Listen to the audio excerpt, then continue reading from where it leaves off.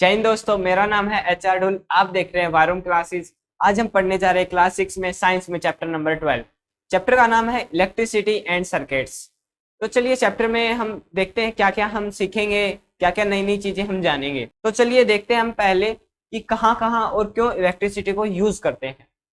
Light जलती है, fan on करते हैं हम, मोबाइल चार्ज करते हैं, इलेक्ट्रिक व्हीकल्स होते हैं, वो सब कैसे चलते हैं? वो सब सारी इलेक्ट्रिसिटी की मदद से ही हम यूज कर पाते हैं। आप अपने आसपास जितने भी इलेक्ट्रॉनिक डिवाइसेस देखते हैं वो सब इलेक्ट्रिसिटी के ऊपर ही काम करते हैं। तो ये हमने जाना कि इलेक्ट्रिसिटी को हम कहाँ कहाँ और क्यों यूज करते हैं। अब आगे बढ़ते हैं कि इलेक्ट्रिसिटी हमें मिलती कैसे है। वो जैसे कि हमें इलेक्ट्रिक सेल्स होते हैं। इलेक्ट्रिक सेल्स आपने देखे होंगे, जो टीवी का रिमोट होता है उसमें भी सेल डलते हैं।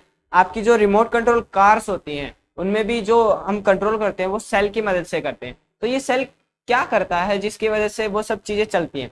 सेल इलेक्ट्रिक सप्लाई देता है जिसकी मदद से वो सब वर्क कर पाते हैं। जैसे सेल की डेफिनेशन देखते हैं, it is an electrical power supply device which converts chemical energy into electrical energy.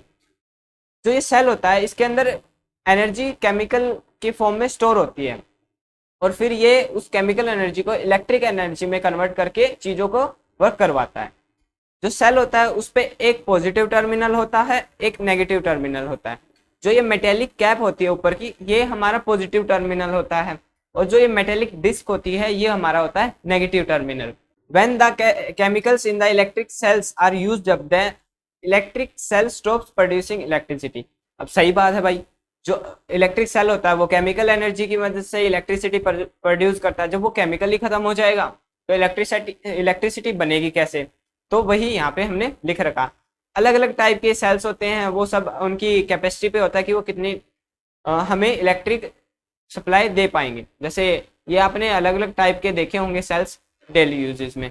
आगे बढ़ते हैं, यहाँ पे हमें कुछ वार्निंग दे रखी है कि जो आपने ये साइन देखा होगा कई बार, ये साइन किस लिए होता है? ये साइन हमारा होता है पीपल को वार्न करने के लिए, यानी कि ये एक डेंजर का साइन होता है। This sign is to warn people that electricity can be dangerous if not handled properly. Carelessness in handling electricity and electric devices can cause severe injuries and sometimes even death. जो आपने वो बड़े बड़े wires देखे होंगे जिनके through electricity supply होती है वो बहुत ज्यादा ही डेंजरस होते हैं, उसकी वजह से इवन डेथ तक हो जाती है कई बार। तो हमें इन सब चीजों को काफी संभाल के यूज करना चाहिए और इनके साथ वर्क करना चाहिए। Use the electric cells for all activities related to the electricity.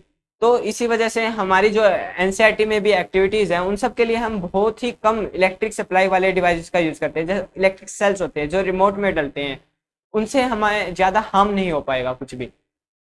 Never joins the two terminals of electric cells without connecting them through a switch and a device like bulb।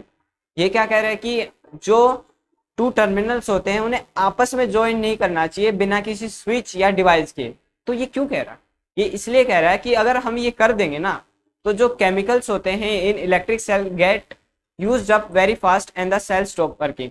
जैसे कि ये हमारा cell है, इस पे एक terminal पे ये वायर है रेड, नेगेटिव टर्मिनल पे ग्रीन वायर। अगर मैं सिंपली इन दोनों को आपस में ही ज्वाइन कर दूंगा तो ये आपस में ही अपनी सारी एनर्जी को कंज्यूम कर जाएगा और जो केमिकल है वो खत्म हो जाएगा। तो ये हमारा क्या कह सकते हैं कि सेल खराब हो गया, फिर खत्म हो गया सेल। आगे बढ़ते हैं, अब बात करते हैं बल्ब की। बल्ब आपने काफी सबके घरों में ही होते हैं, देखा ही होगा। आप एक क्लिक कर स्विच ऑन करते हैं, आपका बल्ब चल जाता है। पर वो चलता कैसे है? ये तो समझ गए होंगे आप कि वो इलेक्ट्रिसिटी के बेस पे चलता है। तो अब देखते हैं उसकी प्रॉपर कैसे वो बनता है और कैसे वर्क करता है। A torch bulb has an outer glass like glass that is fixed on the metallic base. जैसे ये टॉर्च बल्ब है, ये मेटेलिक बेस हो गया हमारा और ये ग्लास है आउटर केस। तो ये हमारा एक बल्ब का स्ट्रक्चर हो गया। The thin wire that gives off light is called filament. तो देखते हैं भाई फिलामेंट किसे कहा गया? जो यहाँ पे आप बिल्कुल थिन वायर देख सकते हैं ना, यहाँ पे इसे हमने क्या कहा? फिलामेंट कहा। तो ये होती है हमारी फिलामेंट। तो ये क्या काम करती है, ये जब इलेक्ट्रिसिटी जाती है ना उसमें, तो ये बल्ब को ग्लो करवाती है। इसी की मदद से जो हमें लाइट दिखती है बल्ब से वो होती है। The filament is fixed to two thicker wires which also provide support to it. जो ये फिलामेंट है हमने यहाँ पे देखा, ये दो यहाँ पे जो मोटी तारें होती हैं उनकी वजह से खड़ी हुई होती है, सपोर्ट मिलता है उसकी वजह से, और वहीं से इसको करंट सप्लाई होता है, इलेक्ट्रिसिटी मिलती है। These two terminals are fixed in such way that they do not touch each other। ये आपस में टच नहीं करती, मतलब एक फिलामेंट है, ये एक साइड से एक वायर है, एक साइड से एक वायर है, तो और ये ऐसे हमारी जुड़ी हुई होती है। The electric bulbs used at home also have similar design. मतलब जो हम घरों में यूज करते हैं वहाँ उनका भी क्या सिमिलर ही ये हमारा वो होता है स्ट्रक्चर, और इसी पे वर्क करते हैं। आगे बढ़ते हैं कि why do they have two terminals. अब हमने ये देखा कि बल्ब हैं उनके, वो तो देख लिया कि एक पॉजिटिव टर्मिनल होता है एक नेगेटिव, पर ये होते क्यों हैं। The bulb has two terminals, one for sending the current to the filament and the other is for receiving it to back. मतलब कि जैसे ये है, ये अब मान लीजिए फिलामेंट है, और जो मेरे हाथ हैं वो जो थिकर वायर जहाँ से करंट हो रहा है, एक टर्मिनल ये है, एक टर्मिनल मेरा ये हाथ, तो यहाँ से करंट जाएगा, मतलब एक सप्लाई कर रहा है और यहाँ से होते हुए यहाँ से आ जाएगा, ये रिसीव कर रहा है। तो ये इस वजह से हमें टू टर्मिनल्स की जरूरत पड़ती है। Every electric component has two terminals, one to send current to the device, one to receive it back. मतलब एक भेजता है तो दूसरा वापस ले लेता है। It is not possible for any device to have only one terminal. अरे भाई सही बात है, एक टर्मिनल होएगा तो मतलब क्या वही सेंड कर रहा वही रिसीव करता है, ऐसे तो पॉसिबल ही नहीं हो पाएगा। तो ये काफ़ी कॉमन बात है कि टू टर्मिनल्स इसी वजह से होते हैं। चलिए अब आगे बढ़ते हैं हम। तो अब देखते हैं कि हम कनेक्ट कैसे करते हैं। जैसे हमारा इलेक्ट्रिक सेल है, ये हमारा हो गया मेटेलिक कैप वाला पॉजिटिव टर्मिनल, मेटेलिक डिस्क वाला नेगेटिव टर्मिनल। अब बल्ब में भी टू टर्मिनल्स होते हैं, एक टर्मिनल यहाँ पे, एक ये इसके अंदर। तो अब हम इसे कैसे ज्वाइन करें। जो ये पॉजिटिव टर्मिनल है, ये भी बल्ब का जो पॉजिटिव टर्मिनल होएगा ना उसी से कनेक्ट करना पड़ेगा। मान लीजिए ये पॉजिटिव टर्मिनल है, ये नेगेटिव है, तो इससे जो नेगेटिव टर्मिनल होएगा वो नेगेटिव से अटैच होएगा, तभी जो पॉजिटिव से पॉजिटिव जाके फिर वो अंदर से फिलामेंट से होके वापस नेगेटिव में आ जाएगा। तो ये हमारा क्या ऐसे कनेक्शन करते हैं। तो चलिए यहाँ पे आप समझ गए होंगे आसानी से कि कैसे एक इलेक्ट्रिक सेल और बल्ब को कनेक्ट किया जाता है। आगे बढ़ते हैं। यहाँ पे कुछ कनेक्शंस है जो मैंने आपको शो कर रखे हैं। तो अब आपको यहाँ पे कुछ अच्छी इंटरेस्टिंग चीज ऑब्जर्व करने को मिलेगी। देखिए पहला तो वही केस है जैसे मैंने आपको बताया कि पॉजिटिव टर्मिनल से पॉजिटिव को ज्वाइन कर दिया, नेगेटिव से नेगेटिव से, तो जो ये है करंट आराम से सप्लाई हो गया और हमारा बल्ब है जो वो आराम से ग्लो कर पा रहा है। अब यहाँ पे देखिए हमने पॉजिटिव से पॉजिटिव तो वो कनेक्ट कर दिया, बट यहाँ पे देखिए भाई साहब ये कनेक्ट ही नहीं किया, तो इस वजह से ये ग्लो ही नहीं कर पा रहा। यहाँ पे हमने पॉजिटिव को नहीं कनेक्ट किया बट नेगेटिव को कनेक्ट किया तो भी नहीं कर पाएगा, क्योंकि दोनों को ही कनेक्ट करना नेसेसरी होता है का। अब ये देखो इन्होंने क्या किया, दोनों ही उसके टर्मिनल्स को एक नेगेटिव से कर दिया। अरे भाई ये भी नहीं चलेगा, क्योंकि हमने देखा है पहले टू टर्मिनल्स होते हैं, दोनों को पॉजिटिव से पॉजिटिव नेगेटिव से नेगेटिव जोड़ना बहुत जरूरी है। सेम इसी में इन्होंने पॉजिटिव से जोड़ दिया। हाँ ये है, अब इन्होंने ना ये चेंज कर दिया ऐसे। अब ये हो गया उसका पॉजिटिव टर्मिनल बल्ब का जो पॉजिटिव से अटैच है, और जो ये नेगेटिव से अटैच है ये हो गया हमारा नेगेटिव टर्मिनल। तो हमने इसमें क्या ऑब्जर्व किया, हमने ये ऑब्जर्व किया कि जो बल्ब होता है उसका एक टर्मिनल पॉजिटिव वाले के साथ एक टर्मिनल नेगेटिव के साथ ज्वाइन होना काफी जरूरी होता है ग्लो करने के लिए।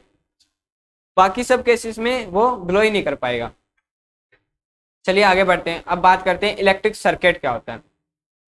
The electric circuit provides a complete path for electricity to pass, यानी current to flow between the two terminals of the electric cell. The bulb glows only when the current flows through the circuit. अब जो हमने ये connection किया था ना electric cell का bulb के साथ, तो ये जो कनेक्शन है कि यहाँ से पॉजिटिव से गया करंट फिर वो नेगेटिव से होके आ रहा है, तो इस कनेक्शन को ही हम क्या कहते हैं, इलेक्ट्रिक सर्किट कहते हैं।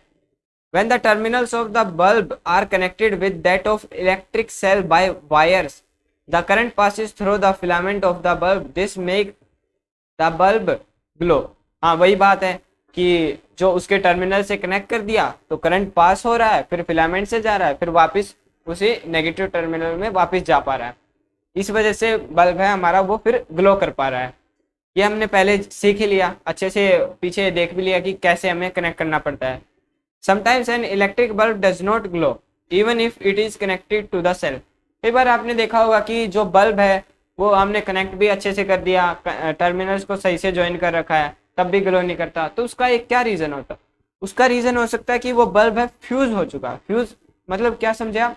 जो फिलामेंट है वो या तो टूट गया होगा जो ग्लो करवाता है, तो उसे हम क्या कहते हैं? फ्यूज होना कहते हैं। मतलब कि फिर करंट पास नहीं कर पा रहा, करंट पास नहीं करेगा तो ग्लो ही नहीं कर पाएगा, तो उस कंडीशन को क्या कहते हैं? हम फ्यूज कहते हैं। फ्यूज हो जाना बल्ब का, आपने कई बार सुना भी होगा अपने घर में। आगे बढ़ते हैं, आगे देखते हैं कि हाँ यहाँ पे मैंने आपको एक डायग्राम शो कर रखा है, ये वाला। मैंने एक टर्मिनल को वायर से लेके यहाँ पे ये नेगेटिव वाला ज्वाइन कर रखा, बट एक जो ये टर्मिनल है, क्या मैं इसको डायरेक्ट इससे कनेक्ट कर दूं तो ये ग्लो करेगा? सोचिए। जी बिल्कुल करेगा, क्यों नहीं करेगा भाई? आराम से करेगा, देखना। ये नेगेटिव, ये जो टर्मिनल है ये पॉजिटिव से ज्वाइन कर दिया, हो तो ज्वाइन ही रहा है ना, हमने वायर नहीं किया तो डायरेक्ट ज्वाइन कर दिया।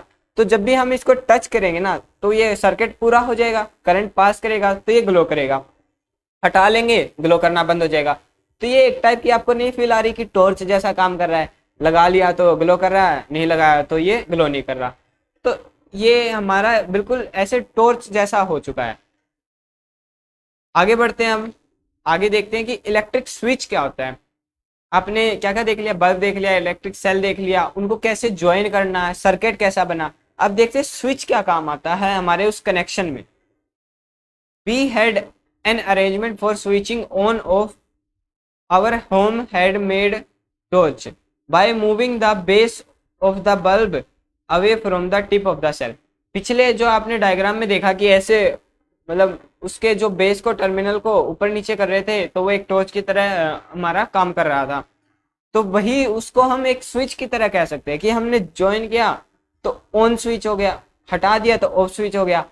फैन यूज करते हैं आप घर में, तो आप जो स्विच है उसे ऑन कर देते हो तो वो चलने लगता है, ऑफ कर देते हो तो वो बंद हो जाता है। तो वही यहाँ पे समझाया जा रहा है।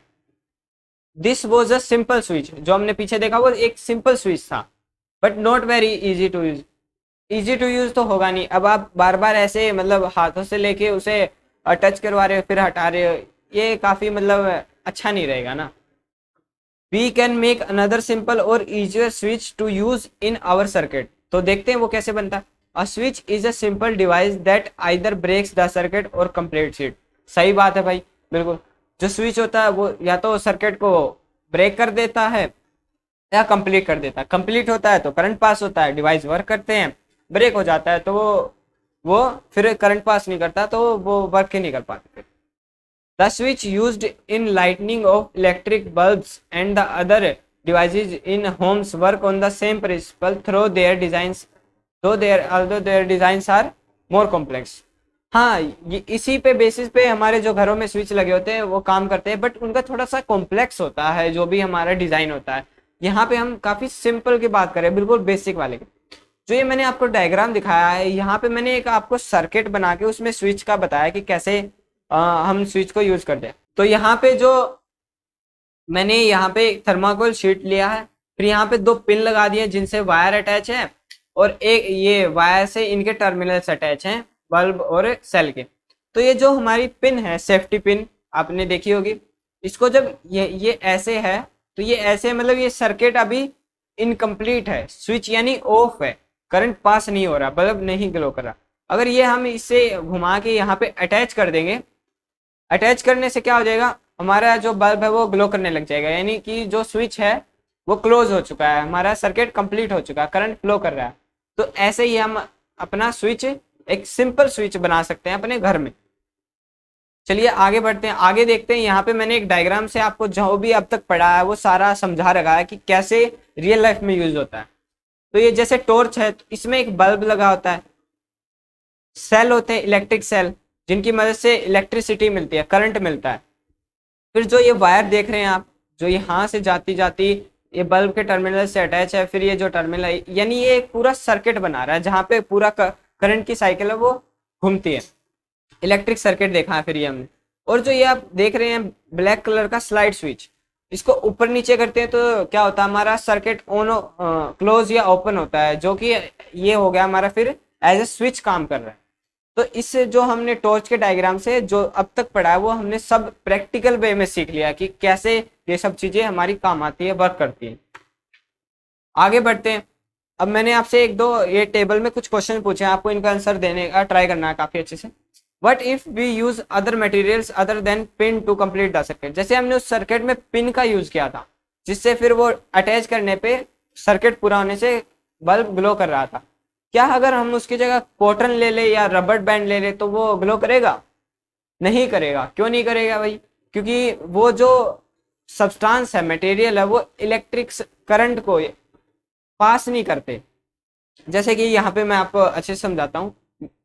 हमने एक की तरह क्या क्या यूज किया है, एक की यूज किया जो कि मेटल है, ये हमारा इससे बल्ब ग्लो करेगा अगर हम इसको सर्किट में यूज करेंगे तो। इरेजर है, इससे नहीं करेगा।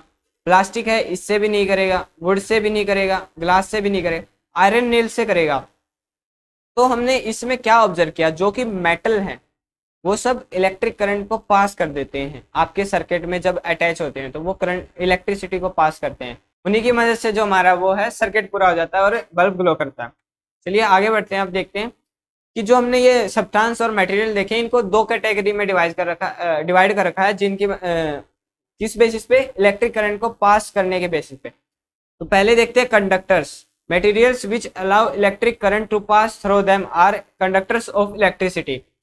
इन्हें कंडक्टर्स इसलिए कहा क्योंकि इलेक्ट्रिसिटी को कंडक्ट कर देते हैं, अपने अंदर से जाने देते हैं, पास थ्रू कर देते हैं।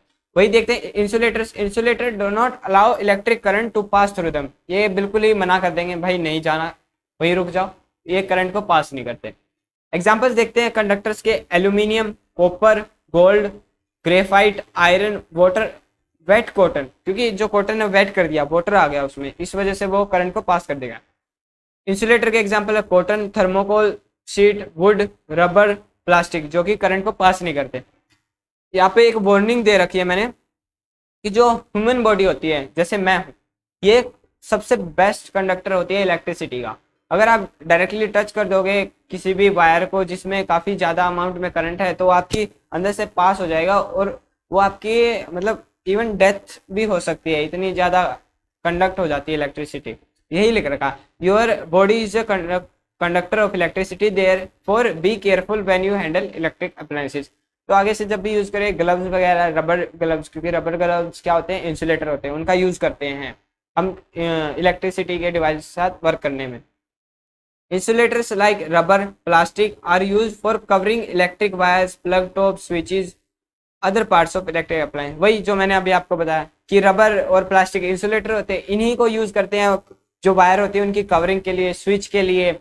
तो यही सब हमारे इंसुलेटर कंडक्टर हमारे इलेक्ट्रिक अप्लायंसेस में काम आते हैं। समरी देखते हैं कि इस चैप्टर में हमने अब काफ़ी नई नई और इंटरेस्टिंग चीज़ें देखी हैं, आपको भी काफ़ी मज़ा आया होगा ये सब जान के।